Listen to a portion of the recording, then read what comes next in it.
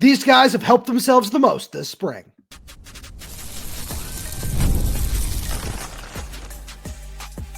You are Locked On Huskies, your daily podcast on the Washington Huskies, part of the Locked On Podcast Network, your team every day. Welcome back into another edition of the Locked On Huskies podcast. I'm Roman Tomashoff. That's Lars Hanson. He's site editor with Athlon Sports is Inside the Huskies.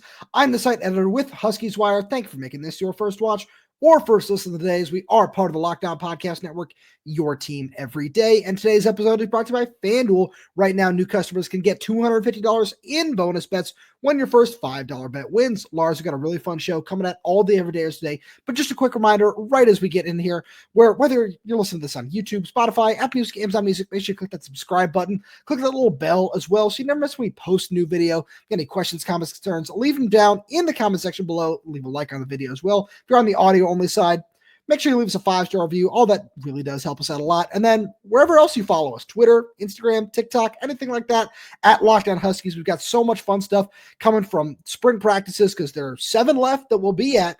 Lars will get there. We also got to talk about Danny Sprinkle's transfer portal period so far. Just give him a nice little review, maybe some grades at the very end. But we're talking about some of the biggest standouts on both sides of the ball halfway through spring practice. We're starting on the offensive side. So on the offensive side, I think the guy that we both expected to be good, but still hadn't really seen it on a consistent level in terms of, take that next step, Paki Finau, the offensive line, that was the one where, and again, we'll probably talk about a few other guys along the offensive line. I think just Paki is the one for me where when we talk about consistency at any position, Paki's been the one at left guard every single time that I've noticed in terms of when you're looking at legitimate, like, hey, this is like a full first team offense. So this is a full, you got DeMond, you got the first team receivers, running backs, all those sorts of things. And it's Paki right there. And I'm like, yeah, he looks the part. Now, again, I still want him to see, make that continued progress, go through the summer and into fall. But like everything that we've seen so far, okay, now we know why they didn't take another interior offensive lineman that's better in the portal. Yeah, exactly. It's exactly that, where as I was kind of getting my list ready for this, he was the first one on my list as well, where it's everything you just said. He looks the part, he's gained weight, he looks more physical, and he's certainly shown it as well at certain points, right? Where it's not just that, it's the athleticism, it's everything that you and I have talked about, where, as there's still rotation at different points, right? Where you just mentioned it, where we've seen, Champ Tilialia, John Mills, I was going to say Paki Finau again, Zach Henning and Kieran Hatcher. We've seen all those guys take reps with the first team offensive line at different points in time, but 85-90% of the time that, it is that true first team offensive line, it's Paki Finau at left guard. So it seems like he is certainly, there's a guy I want to talk about on the defensive side in the same light who came in a true battle, right? But has even at this point, halfway through the spring, has established, hey, I am going to be the starter this fall. And one position where we can't say that is at that slot receiver so far, because there's so many different guys that have certainly just established themselves as somebody who can be a legitimate option at the position. But I think, as we look at this receiver position, nobody has helped themselves more this spring than Rashid Williams. Oh, wow. Okay. I was going to say, I think Rashid in that light, I think Rashid was the give. I thought you were going to say Justice. But no, Rashid has absolutely helped. I'll get there. Okay, I was going to say, because yeah, Rashid has absolutely helped himself. But it was also, it's really similar to that Paki mold, where a guy that we've known he's coming, saw the look, and it's like, hey, he probably would have played more last year, except, well, Paki being that's a little separate case because, being a freshman on the offensive line, a little bit harder. But I think in any other situation, he might, redshirt freshman, he would have been like a Parker. But you look at it and think, man, like, you don't necessarily see the consistency in terms of as a third receiver in the slot, but I think because of the size he has, because of the, the high football IQ that Rashid Williams has, I could see that making, him finding a role in that slot third receiver role. But again, I think that might be an outside receiver more, where he actually ends up lining up more. But I do agree that Rashid's been probably one of the younger guys that's helped himself the most, aside from your other guy. So yeah, I want to start with Rashid Williams, because where you talk about it, where it's something we mentioned on yesterday's show as well. When he is in the slot, it just creates a really nice matchup for him. And we've seen him move outside a whole lot more, without Denzel Boston this spring, with Omari Evans being on the sideline for a little while, which has given just us an opportunity to see him in his natural home of the future. But moving him inside is something we also saw a little bit last spring. And it's just nice to see him continue to just learn how to line up all over the formation and just find ways to make himself valuable to the offense and keep him on the field, which is the most important. And yeah, as we move to the outside, Justice Williams is absolutely somebody I need to spend time on, where it's everything that, we just didn't get a chance to see last year because of the injury, where it's the size, it's the speed, it's the route running, where there's still a couple of, minor things that I think he needs to work on, where I think a little bit of that comes from, this being his first full off season, with a college strength program, as well as being just the first time he's able to get out on the field and actually work out with the team instead of having to rehab. So I think that plays into it as well. But the more we see him, the more he just looks like somebody who is going to be a consistent threat at the college level because of everything he brings to the table just as a pure athlete. And I think it's something we might not see very much this year, but as we continue to move forward, he's going to have a role in this offense. And it's everything we've seen so far. It's the ability to stretch the field and make diving plays, be physical, not only at the line of scrimmage, where there have been a couple of plays where he's just tossed opposing corners like 5-10 yards down the field while run blocking, but still, also in the red zone, go up and be strong and physical point of attack and just win those contested catch balls in the end zone. Exactly, but it's everything we expected him to be with the bloodline of Absolutely. his father, the NFL pedigree and all that. But for every kid whose dad went and played the NFL, that doesn't guarantee it. You still have to put the physical tools together, and I think that was never a question. It was just, okay, we just need to see it. So it's really a lot of these guys that we're probably going to keep talking about. And, you look at that overall health of the receiver room, it kind of bleeds into another position on defense, which, if you want to kind of segue into another one, I think Buddah Al-Uqdah, or do you want to? Yeah, I had one more offensive one. Let's go for that. Yeah. So because before we move on, I'd be remiss if we didn't spend a minute or two talking about friend of the show, Austin Simmons, where a lot of the guys we mentioned, whether it be Paki, Rashid, Justice, those are guys who spent a lot of time on this spring, but rightfully so, right? We're talking about the biggest standouts. It has been those guys. One guy who has flown under the radar a little bit, hasn't necessarily got a whole ton of first-team reps, but got a whole lot of love from Jordan Paopao the other day, was Austin Simmons. And this is somebody who, as the Everydayers know, we had him on the show when he committed. He got a chance to talk about that process, about decommitting from Washington State, coming over to UW, and just seeing everything that was like, and joining up there relatively quickly following his offer. And when I look at what we've seen from him, it was a big loss to lose Vanderploeg. It's something you and I talked about at the time, where losing Vander was certainly a big blow to Jordan Paopao, to the program, where losing him to Oregon is a whole other part of that, right? But seeing what Austin has been able to do and listening to Jordan Paopao talk about him, where it's a big physical guy who runs really well, moves really well, and was able to come in and pick up the playbook really, really quickly. It brings something that we have not seen at the tight end position for a while. And, it's 2 years ago, right? But that's depth. Where having that sort of depth is a really nice position, where Ryan Otten has missed the entirety of the spring. And then, Quentin Moore would be able to play, according to Jordan Paopao, if it was a game week, but we haven't really seen a lot of him. So it's been a lot of Cade Eldridge, a lot of Decker DeGraff, and then a lot of Austin Simmons. And Charlie Kroll is still coming off of an ACL tear as well. So seeing somebody come in like that and just pick up the offense really quickly and just show the promise, where we're probably not going to see a lot of him this year, but just knowing you have somebody like that at the position after losing a blue chip prospect is nice to see. Exactly. It's another depth situation where you're looking at it and thinking, hey, we don't really need the way that UW uses tight ends. You're talking maybe two, you never really see three tight end sets. And if you do, it's a goal line package. So you have enough, especially with Quentin, Cade Eldridge, and Decker DeGraff. You throw in one or two other guys, in a spot situation here and there. But you're talking long term, and I think having both those guys with Baroneone still coming into the fall, I think that room looks more than healthy moving forward. No, absolutely. Lars, let's jump over to the defensive side, where we'll get into Buddah Al-Uqdah right after a message from our friends over at Upwork. Scaling your business requires the right expertise at the right time. With Upwork, you can find specialized freelancers in marketing, development, design, and more, experts ready to help you take your business to the next level. Upwork gives businesses flexibility by connecting them with top freelance talent across multiple industries, including IT, AI, web development, and marketing. Whether you need extra hands for a project or a long-term partner, Upwork makes hiring simple and affordable. If you need help with a marketing campaign, Upwork can connect you with a freelance expert who delivers incredible results. Posting a job is free and simple. Within a day, you'll have multiple qualified candidates to choose from. Instead of hiring full-time, Upwork helps find affordable, top-tier freelancers to scale your business efficiently. Visit Upwork.com right now and post your job for free. That's UPWORK.com, Upwork.com to connect with top talent and grow your business today. Lars, you're getting a little antsy. You want to talk about Buddah Al-Uqdah? I'll give you the floor.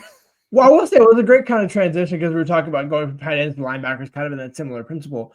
But a guy that when we talked about some transfers that could have a serious impact, Buddah was one guy where it's, well, hey, look at all this. So what he did at Wazoo, the impact that he made, the plays that like a playmaker at Wazoo at the linebacker position. But then there was also that, he did have those missed tackles, right? And again, we both of us were never really huge on that. Well, again, is that scheme? Is that player? Clearly, it was more scheme than player because Buddah this spring has, I think, when I saw Jacob walking out, from the other opposite stadium, just after he'd been doing his rehab, it's like, you know what? Like, it's cool. Like, if he happens to redshirt, that's great because Buddah and X-Ray Alexander have held it down at linebacker.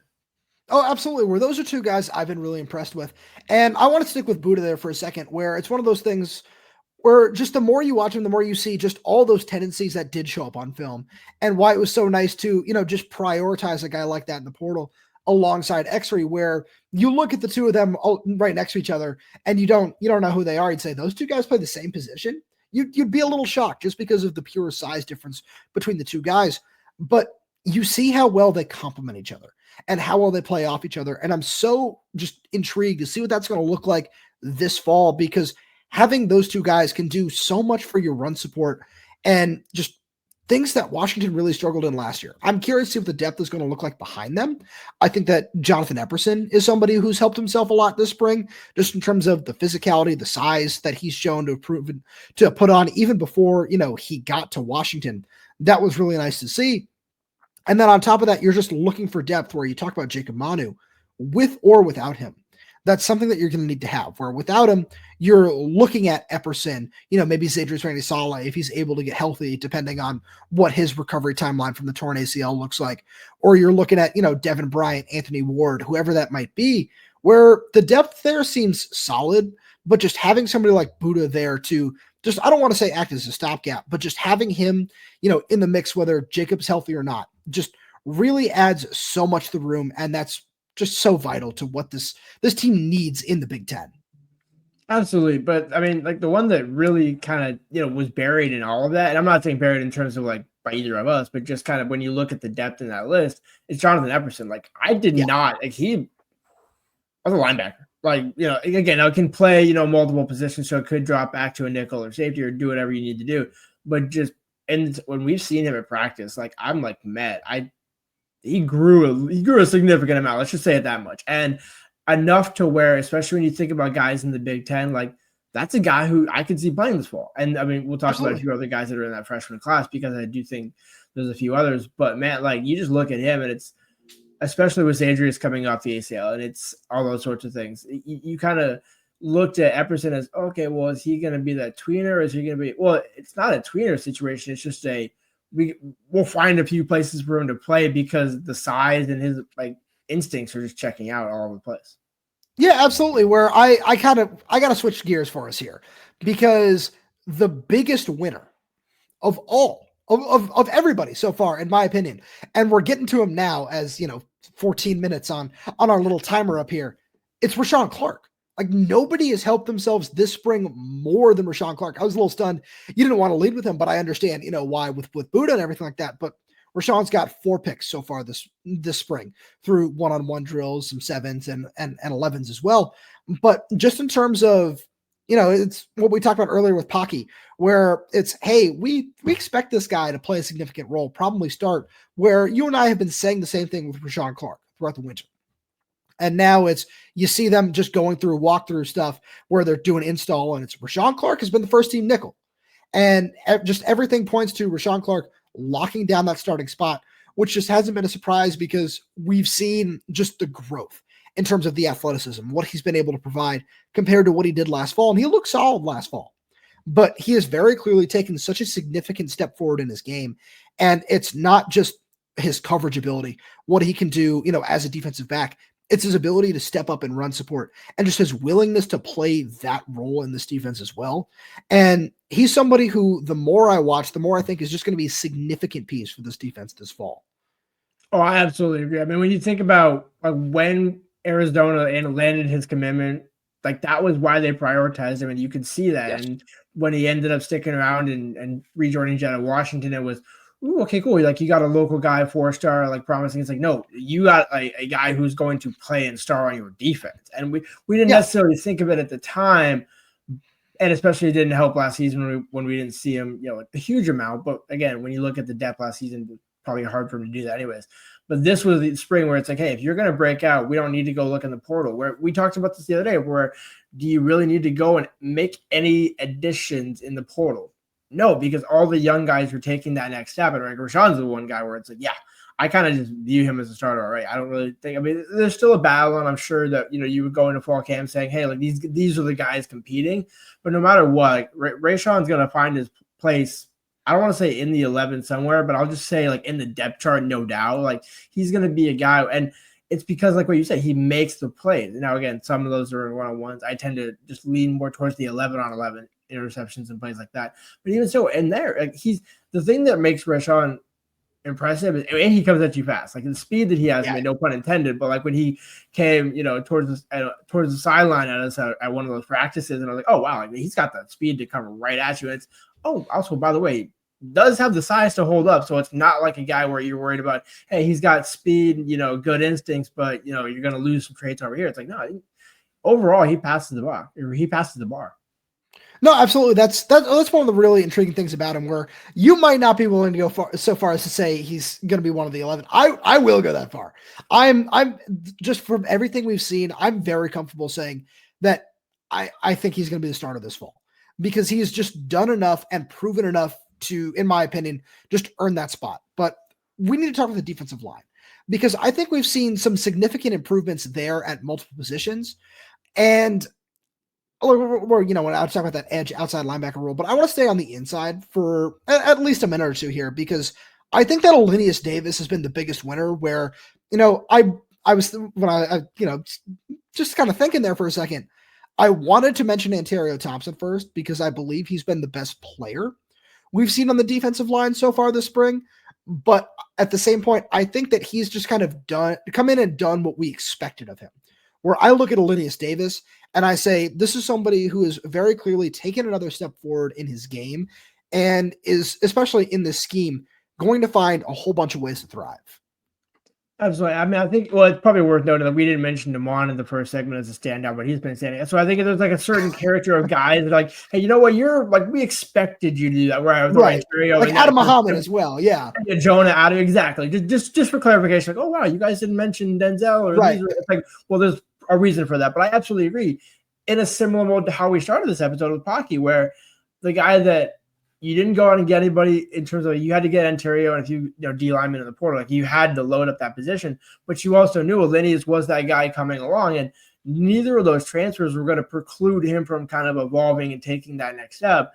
And he was a guy where it's like, again, Minnesota wrestler. He was just one of those things where, barring a surprise, there's a certain like character makeup type of player where you just look at the background, you look at the size and the position, and think, man, as long as health is on his side, he seems like a guy who's just going to naturally continue to progress and grow into his position. And then at the time when you give him that spring or fall camp where it's, all right, Elinneus, this is your position to lose. These are your 20 snaps to lose. And he doesn't like that. I would fully expect Elinneus to be a guy who's in the 11 as well, or in the 22 at least, in terms of depth and things like that. Again, the only hard part about projecting certain guys as guaranteed starters is, well, you're looking at the whole depth around it and thinking, well, no matter what, he's going to be a guy that plays and factors in a significant amount of reps on Saturdays. Absolutely. Where there's one guy who, I don't know if we can say that about him right now, but you talk about health and you talk about just finding ways to stand out for one reason or another. You and I, the first thing we said about Armand Parker was, and Javon Parker as well, is these guys have gotten bigger, and they were already big physical bodies. And seeing Armand on the field is something that absolutely deserves a shout out. Where, we mentioned Ryan Otten a little bit and his struggles with health early on. You could say the same thing about Armand Parker, where he has not taken his first snap as a member of the Huskies since he arrived in 2022. And that is certainly something that can wear on people mentally, but we have seen him overcome several injuries to the point where seeing him out on the field this spring feels like a win. And it's something that deserves a mention because, as you know, he's still coming off the injury. I look this fall and I say, you know, if we look at 6 defensive linemen in the depth chart and he's not one of them, I'm not going to be shocked. But at the same point, it looks like something where, you know, we talk about the depth at the position. He's going to find a way to play a role. And just seeing him out there just feels like not only a win for him personally, of course, but it feels like a big win for the staff if he can come in and just show that same talent where obviously it's been a long time since he's actually played a real football game. But if he can, that really is going to be just such a big win for this defensive line because it's just extra talent and extra depth that it sorely needs. But Lars, we got to switch gears here because we need to give Danny Sprinkle some grades for this transfer portal period. Right after a message from our friends over at FanDuel. The NBA playoffs are almost here, and FanDuel has given new customers an incredible way to get in on the action. Right now, when you join FanDuel and place your first $5 bet, you'll get $250 in bonus bets if your bet wins. I love how FanDuel makes betting so easy, whether it's picking my favorite team or diving into player props, which, you know, I love to pick my favorite team. I got the Celtics coming out of the Eastern Conference in these NBA playoffs. I think they're going to see the Oklahoma City Thunder in the NBA Finals. That's going to be a lot of fun. From three-pointers to steals to assists, FanDuel has so many ways to bet your favorite player props. Plus, after the game tips off, you can even combine live prop bets into a same-game parlay for a chance to win big. Don't miss out. Head to FanDuel.com and claim your $250 in bonus bets today. Lars, let's give our grades right off the top here. Sometimes I feel like, you know, we say, hey, let's give some grades, then we don't circle back around to it till the very end. So let's go right off the top here. I've got an A-. What do you have? This is a solid A. Okay. I'll get into my reasoning. I'm a traditionalist where you can call it lazy, you can call it whatever. A+ is like 97, 98, 99. Really, yep. 98, 99.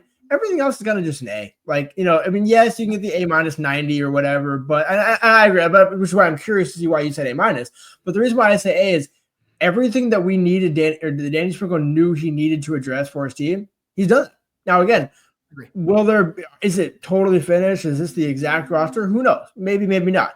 But even if it is, right now, just even if it is, let's just say, let's act as if it is. A job. Cleaned up everything, post, everything. You have depth, guard play, veteran play, like Quimari, Peterson, and Zoom. I'm super excited to see that pairing. Wesley, Yates, like beating Kentucky. You know, how many times can Washington beat Kentucky in basketball? Like, it's crazy. I would love to see that actually in a game. Really cool.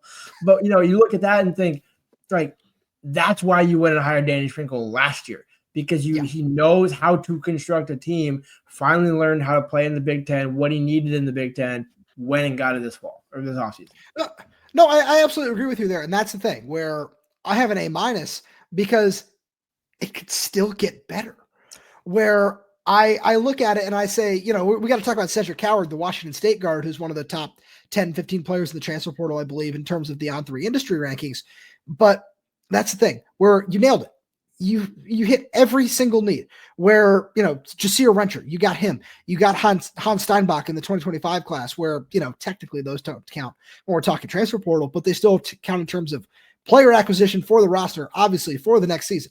So that is really important. Then on top of that, you mentioned Quimari Peterson. You mentioned Wesley Yates and what those guys can bring as shooters, plus Jacob Ognisevich as well, getting him in the building, getting Lathan Somerville as well, where you just continue to add solid depth all over the place in terms of guys like Lathan Somerville. And then you also added the top end talent that was very, very necessary. But that's why I have it as an A-, because not only are you still in on some of these elite guys, Cedric Coward being, you know, one of them. We dropped a couple of those other names on our insider group. You can go check that out. Down in the description below, you get a free 2-week trial. After that's $4.99 a month, where we've had so many fun basketball rumors flying around in there over the last couple of weeks. So go check out our insider program. You'll probably enjoy that. But that's why. Because if you add Cedric Coward, you add one of these other guys, all of a sudden that just takes it over the top. Because it was a conversation I was having with somebody over in our insider program. I'm sorry, I can't remember who it was, but we were saying, hey, is Zoom going to start? And right now it feels like, yeah. You bring in one of these other guys, and it's all of a sudden Zoom, who was really, really impressive as a freshman. It's, oh, that guy's coming off the bench now because you can't bench Wesley Yates. Like, let's say Cedric Coward comes in. You can't really bring that guy off the bench. You're not bringing Quimari Peterson off the bench. Like, that's just the kind of roster you're dealing with. And you have an opportunity to take what you've already turned into a really strong roster just over the top and make it one of the best in the country. And that's the thing. It's like when you're saying that, it's like, but like already, like this roster, like it's good to go. Like this roster already should be a tournament team. It's not like you're saying, oh, hey, we need one more piece and then this should be a tournament team. It's no. You're talking about, do you go Sweet 16, Elite 8, Final 4? Like how big are you building here? Because that's kind of what you're doing. It's not, you're not getting these other potential pieces to say, oh, you know what, I really wanted to round out the roster. I really wanted to just, you know, make sure we had every corner covered. It's like, no, you got the whole board covered right now. You just really want to make that's why you're doing this. And you're talking about how deep do you want to go in the tournament. And obviously Danny Sprinkle was on KJR a couple of days ago, and he talked about, we should make the tournament. We should be a tournament team. And I don't even think that's not a question at this point. It's a question is how far can you get in the tournament? And I know, again, going from last in the Big Ten to, hey, you should make an Elite 8 run is kind of a ridiculous ask. That's but it's crazy, also, yeah. But it's also crazy the amount of talent that Danny Sprinkle has put together in, call it what, 2 months? A month and a half, 2 months? Like, yeah, absolutely. No, I'm sorry. No, please continue. It's just that this is what we didn't see last season, where, you know, we came out and we saw him put together a roster where it's, okay, you know, you had this to work with. You put together a couple pieces that we thought were going to work really well together. But this is just, you know, to your point, I wanted to give him credit as a recruiter for being able to do this. Where, you know, we've talked about the NIL. We've talked about what that, you know, just looks like on that front, which is no surprise. They're able to go out and compete for so many elite guys. But at the same time, this is something where this program has made 3 NCAA tournament appearances in the last 15 years. There is a significant amount of a sales pitch that needs to be included there to make sure that all this works. And credit to Danny for going out there and doing that. Now it's completely on him, where, you know, you talk about, it feels crazy to say that this team is not just an NCAA tournament team, but a team that has the talent to win a couple of games in the tournament. Now it is completely on Danny, where, you know, last year he was able to talk about, yeah, you know, these guys weren't bought in for this. There were a couple of guys that, you know, maybe didn't keep basketball as the main thing, is the term I believe he used. You don't have that excuse this season. This season, it's all of the pieces are in place. You said you were going to change up how you were recruiting these guys and how you were vetting them. All those excuses are out the window, and now it's on you to put together a team where we see what that looks like. We saw it at Montana State. We saw it at Utah State. We saw you make runs with those teams. They went, 27-5 at Utah State or something in that ballpark. And I'm not saying that's what Washington is going to be this season, because that would just be crazy expectations. But all the pieces are in place for him to do what he does best and build a program.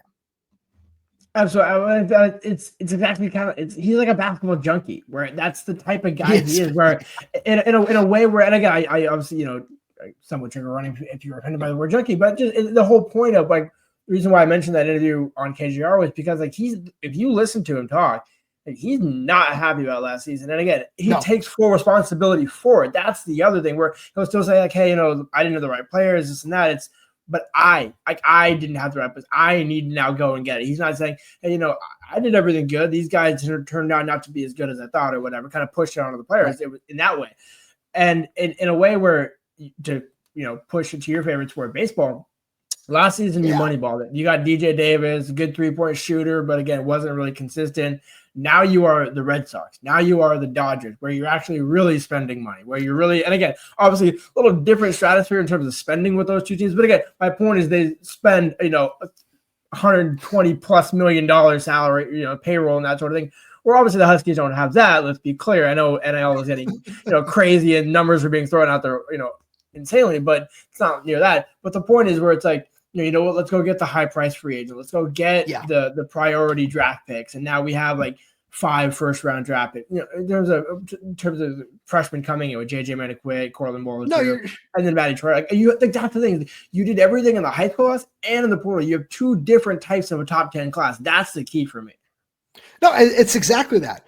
where you did everything you needed to on both fronts to just not only compete in the short term. I wrote about this a little bit over on Huskies Wire, where you're not just competing in 2025.